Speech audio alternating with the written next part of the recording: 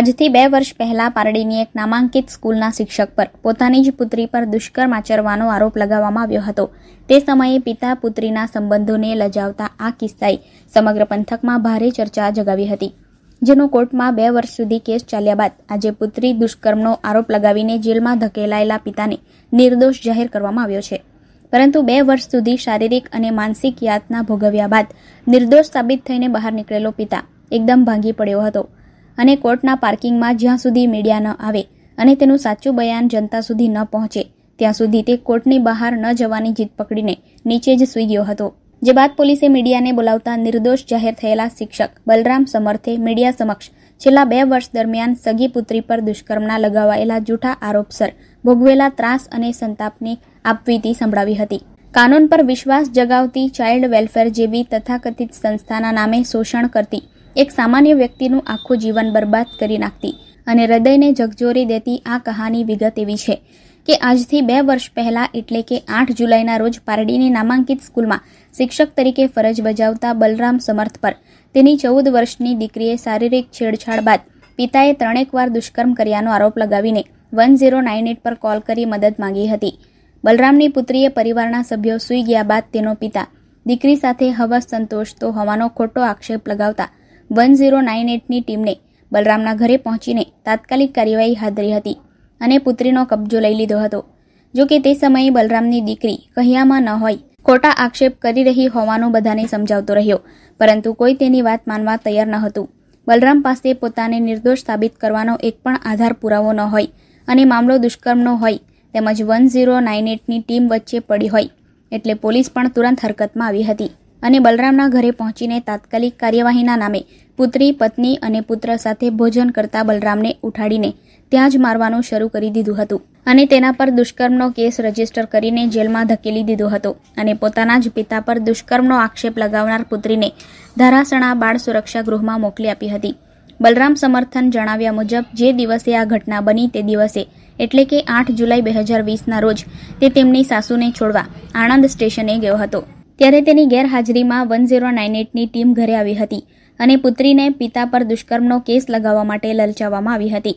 જો કે તે દિવસે લોકડાઉન હોય બલરામને આણંદથી પારડી ઘરે પરત આવવા માટે ટ્રેન નહોતી મળી. આથી તે બીજા દિવસે એટલે કે 9 જુલાઈએ ઘરે આવ્યો હતો. જો કે ત્યાં સુધીમાં 1098ની ટીમના સોનલ સોલંકી, મંજુબેન સહિતની મહિલા મંડળની ટીમ બલરામની પુત્રીને ઉઠા ભણાવીને ઘરેથી વલસાડ લઈ ગયા હતા, જેથી પાછળ બલરામ પણ તેની કાર લઈને વલસાડ પહોંચ્યો હતો, જ્યાં બલરામની પત્ની, તેની મોટી પુત્રી અને તેનો પુત્ર પણ હાજર રહ્યો હતો. જ્યાં મહિલા મંડળની ટીમે બલરામને 2 કલાક સુધી બહાર બેસાડી રાખ્યો હતો અને 2 કલાક બાદ બલરામને અંદર બોલાવીને તેના પર સીધો જ સગી પુત્રી પર દુષ્કર્મ આચર્યાનો આક્ષેપ લગાવીને તેની પાસે બયાન માંગવામાં આવ્યું હતું.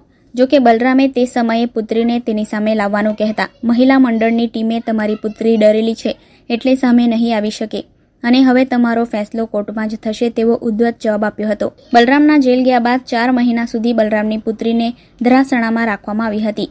બલરામના પરિવારે ચાઇલ્ડ વેલફેર કમિટી પાસે તેમની પુત્રીનો હવાલો માંગ્યો હતો, પરંતુ ચાઇલ્ડ વેલફેરે પુત્રીનો જીવ જોખમમાં હોવાનું જણાવીને નિર્ણયો ભાણી દીધો હતો. આ સમય દરમિયાન સગીર પુત્રીને ઓનલાઈન ક્લાસ અને રહેવા જમવાની બધી સગવડ ચાઇલ્ડ વેલફેર દ્વારા પૂરી પાડવામાં આવી હતી. પરંતુ જેમ જેમ કેસ આગળ ચાલ્યો તેમ તેમ મહિલા મંડળની કમિટીને આખો મામલો હાથમાંથી સરકી રહ્યો છે તેમ લાગતા તેમણે આખા કેસમાંથી પાક સાફ નીકળવાના પ્રયાસો શરૂ કરી દીધા હતા અને એક સમયે જે સગીર પુત્રીને પિતા વિરુદ્ધ ભડકાવીને આખા પરિવારને જ બરબાદ કરી નાખવા પર ઉતારૂ થયેલી મહિલા સુરક્ષાની આ ઝંડાવરદાર ટીમે જ બલરામની પુત્રીને તેના હાલ પર છોડી મૂકી. ચાઇલ્ડ વેલફેરની આ નિર્લજ્જ કામગીરીને પગલે એક જૂઠા કેસમાં પિતા જેલમાં સડી રહ્યો હતો અને પુત્રીનું જીવન બરબાદ થઈ રહ્યું હતું. આવી વિકટ પરિસ્થિતિમાં પણ ચાઇલ્ડ વેલફેર કમિટીની ચેરમેન સોનલ સોલંકી અને મંજુબેન બલરામના પરિવારના તમામ સભ્યોને ફોન કરીને જણાવી રહી હતી કે બલરામ પર પુત્રી સાથે દુષ્કર્મ આચરવાનો કેસ કોર્ટમાં સાબિત થઈ ગયો છે. આ સમયગાળા દરમિયાન બલરામની બહેને બલરામને જામીન પર છોડાવવા માટે વલસાડ સેશન્સ કોર્ટમાં જામીન અરજી દાખલ કરી હતી, જેને કોર્ટે ફગાવી દીધી હતી.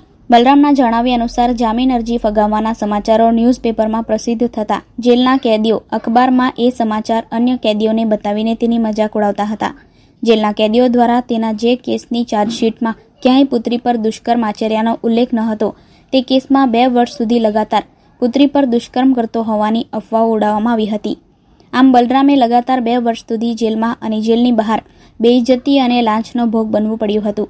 બલરામની ધરપકડ બાદ તેની પત્ની, પુત્ર અને મોટી પુત્રી 4 મહિના સુધી ધરાસણાના ધક્કા ખાતા રહ્યા, છતાં તેમને તેમની પુત્રીનો કબજો સોંપવામાં ન આવ્યો.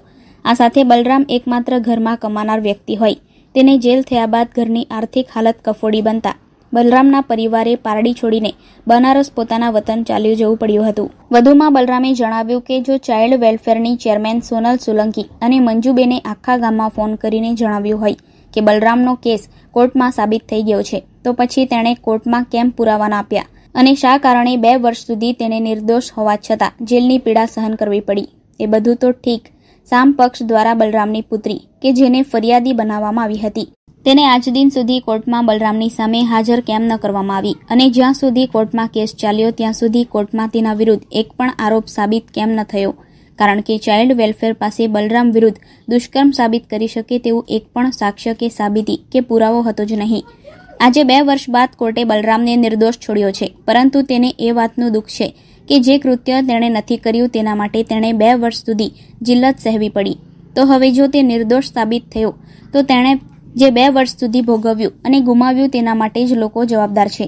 તેમને ક્યારે સજા મળશે? જેલ જવા પહેલા બલરામ સમર્થન પારડીની નામાંકિત સ્કૂલમાં શિક્ષક તરીકે ફરજ બજાવતા હતા, જ્યાં તેમનો 1.5 લાખથી પણ વધુ પગાર હતો. પરંતુ પુત્રી પર દુષ્કર્મનો આરોપ લગાવ્યા બાદ તેમની નોકરી છૂટી ગઈ અને જે બદનામી મળી તે અલગથી. નિર્દોષ છૂટેલ બલરામનો એક જ પ્રશ્ન છે કે 2 વર્ષમાં તેનું જે સન્માન ગયું તેને કેવી રીતે પાછું મેળવશે? જીવનભર પુરાય નહીં તેવી જે ક્ષતિ થઈ તેની પૂર્તિ ક્યારે થશે? પુત્રી પર દુષ્કર્મના આરોપસર 2 વર્ષ જેલમાં ગુજાર્યા અને નિર્દોષ થયા બાદ પણ આ આરોપ સાથે તે સમાજમાં શું મોઢું લઈને ફરશે? અને જેના કારણે તેની જે સ્કૂલની બદનામી થઈ તેનું સન્માન કોણ પાછું આપશે? બલરામના જણાવ્યા મુજબ તેની સાથે જે થયું તે થયું, પરંતુ જાહેર જનતા સુધી એ વાત પહોંચવી જોઈએ કે ચાઇલ્ડ વેલફેર જેવી સંસ્થાઓ પણ ચાઇલ્ડ હેલ્પ અને મહિલા સુરક્ષાના નામે કેટલો મોટો અનર્થ સજી કરે છે. માત્ર અહંકારને તૃપ્ત કરવાની આ આગમાં એક વ્યક્તિની આખી જિંદગી અને તેનો આખો પરિવાર બરબાદ થઈ શકે છે. આજે 2 વર્ષ બાદ આખા કેસનું દૂધનું દૂધ અને પાણીનું પાણી થઈ ચૂક્યું છે. કોર્ટે તમામ આધાર પુરાવાને આધારે બલરામ સમર્થનને નિર્દોષ જાહેર કર્યો છે, પરંતુ 2 વર્ષ દરમિયાન પરિવાર અને સમાજમાં બલરામની આબરૂના જે ધજાગરા ઉડ્યા અને પુત્રી પર દુષ્કર્મનું જે લાંછન લાગ્યું તે ક્યારેય ધોવાય એમ નથી. નિર્દોષ સાબિત થયા બાદ પણ આ તથાકથિત સમાજ તેને એક આરોપના રૂપમાં જ જોશે.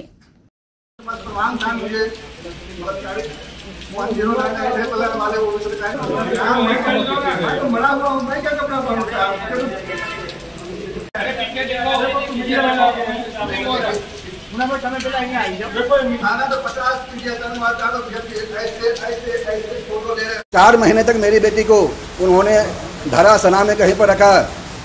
मेरे परिवार वालों ने, मेरे कुटुंबी ने अपनी बेटी को कहा कि भाई जिस पर आरोप लगा तो जेल में है, मेरी बेटी को दे दो, लेकिन कहा कि उसको अपने परिवार वालों से जान की खतरा है इसलिए नहीं दे सकते हैं। और उस बीच उनको ऑनलाइन क्लास, खाने पीने, कपड़ा सब मुहैया कराया गया, लेकिन जब उनकी स्वार्थ पूर्ति हो गई, केस बिगड़ गया, सोचा कि अब मेरी पदोन्नति हो जाएगी, तब उसको फिर दर दर भटकने के लिए मेरी बेटी को छोड़ दिया। ये कहाँ का इंसाफ उसको मिला? फिर उसकी शिक्षा कहाँ गई? 4 महीने तक पढ़ाया, प्रलोभन दिया।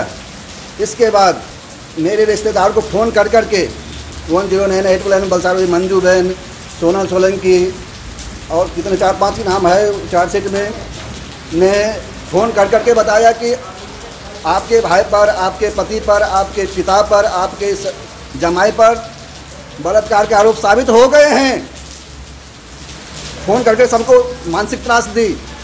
साहब मुझे इंसाफ नहीं मिला। निर्दोष यदि जिस 1098 हेल्प वालों ने फ़ोन कर करके मेरे सभी कुटुंबों को बताया कि मैं बलात्कारी सिद्ध हो गया हूं, तो फिर उसने साबित क्यों नहीं किया कोर्ट में?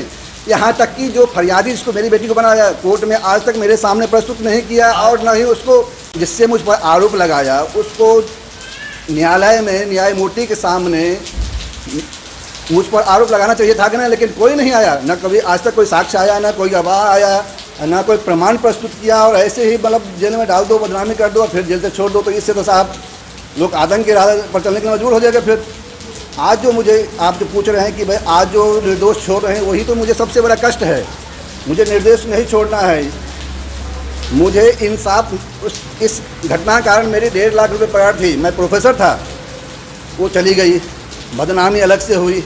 तो ये बात भारत की जनता तक आप लोग पहुंचाइए, ताकि मेरी तो बदनामी हो गई, आगे किसी के गिरेबान पर हाथ डालने से पहले ये 1098 वाले या कोई अन्य 100 बार सोचे। जब गिरफ्तार करने के लिए भारतीय पुलिस मुझ पर आई तो ताबड़तोड़ मारना क्यों शुरू किया, उनसे सवाल कीजिए कि मारना क्यों शुरू किया, जो कि मैं उस समय मैं अपनी पत्नी, अपनी बड़ी बेटी और बेटा के साथ भोजन करने के लिए बैठा था। मेरी पत्नी, मेरी बड़ी बेटी और बेटा 4 महीने तक, जब तक मेरी बेटी उसके एरी रगड़ गया धरासना जाते जाते, जब उनको खाने पीने की नौकरी तो मैं करता था, सब कुछ चला गया, तो मुझे बोला अपने नेटिव पुलिस जाना पड़ा बनारस। अभी मेरे एक ही मांग है, सीधा मांग है कि जो मान सम्मान मेरा गया है वो मुझे कैसे वापस मिलेगा, जो क्षति मेरी हुई है वो